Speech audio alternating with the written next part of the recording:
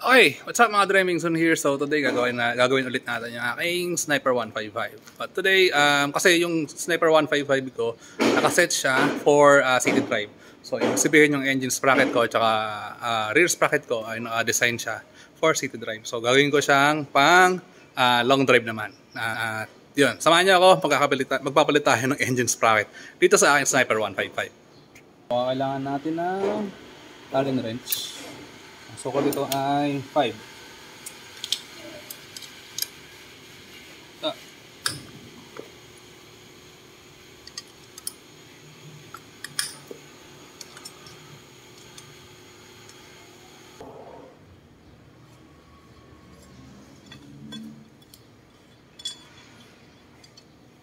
Baklasin na lang natin. Gamit tayo ng gloves kasi masyadong madumi ang maggawa ng chain and sprocket set.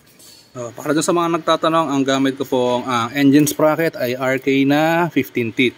Tapos yung aking pong kadena, makapapansin nyo, medyo mataba siya.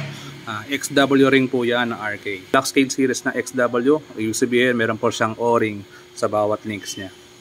Sa kaso ko po kasi medyo mahirap magpalit ng, actually sobrang hirap. Kaya lang, may tamang proseso para makapagpalit ka ng engine sprocket nang hindi na binabaklas yung kadena. Yung kadena ko po kasi wala po siyang master lock o yung master link kung tawagin. Naka-rivet po kasi to.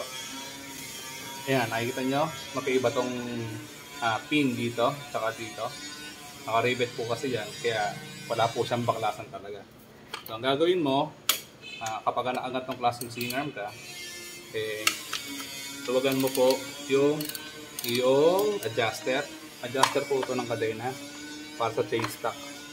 Ngayon, ang purpose niyan ay luluwagan ko itong kadena para baklas at makabit ko yung engine sprocket ko na bago nang hindi nahihirapan.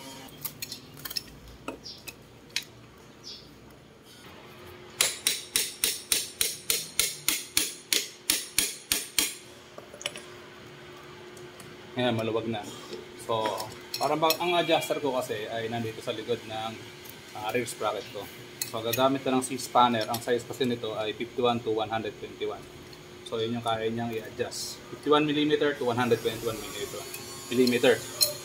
Makakwento niyo, ayan, ang laki na ng slack ng aking kadena. Kapag i-adjust mo siya, kung gusto mo siyang luwagan, dapat pag-adjust mo pakaliwa. Kung gusto mo siyang higpitan, paganto naman pa kanan. Yan, ganyan naman pa kanan. So, para mabalaks mo itong engine sprocket, first gear mo lang. Yan, basta kailangan naka-gear siya. Tapos, gamit ka ng 8mm. Yan, 8mm na deep socket para meron kang space kapag pipihit ka.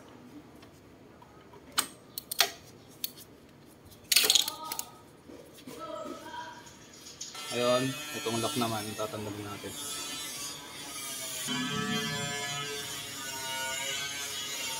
Ayan, tanggalin yung lock. Tapos, pwede natin hugutin ngayon itong ating sprocket. Ayan na. Diba? So, ayan, parang bago pa. Okay. 15 teeth. Ang papalit natin ay black scale na engine sprocket. RK din syempre. Ang Yamaha na 14 teeth. 428.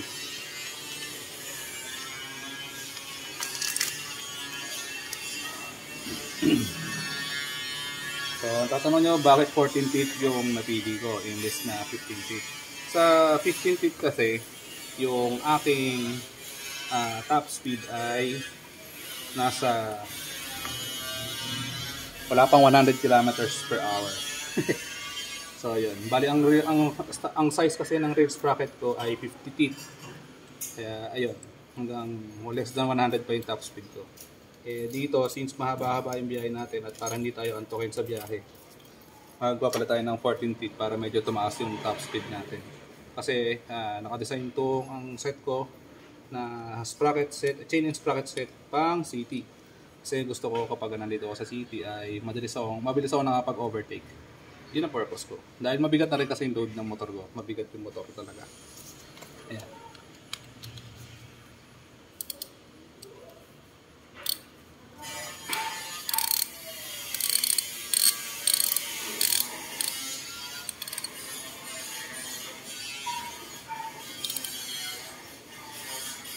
Ipitan na natin.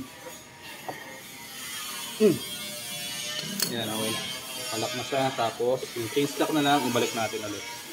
Ayan, kapag okay na yung change lock mo, masaya ka na sa ganitong change lock, pwede mo nang higpitan yung adjuster. Sa akin, medyo nilawagan ko kasi magiging mabigat masyado yung load ng motorsiklo kapag nag-Philippine loop ako. Kapag kasi mabigat yung load mo, ang stretch ng kadena, ang stress ay nasa ilalim.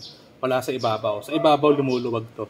Ito yung mas lumulundo kapag masyadong nakakompress yung iyong suspension sa likod. Kaya ang stress nandito lagi sa ilalim.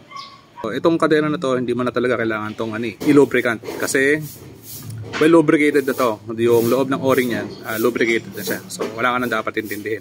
Kaya lang, for the sake of para hindi siya kalawangin yung outer part niya, at maganda pa rin tignan kapag ginagamit mo yung motor, nilulubricate ko siya.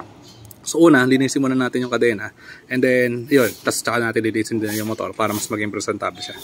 So, bali yung ginagamit ko na chain cleaner ay ito. Ito na chain cleaner. Maganda to, talagang nakakatanggal siya ng dumi o ng grasa o langis dun sa iyong kadena. So, hindi mo na kailangan mag-bonlawan yan o hugasan ng sabon na may tubig. Ito lang sapat na.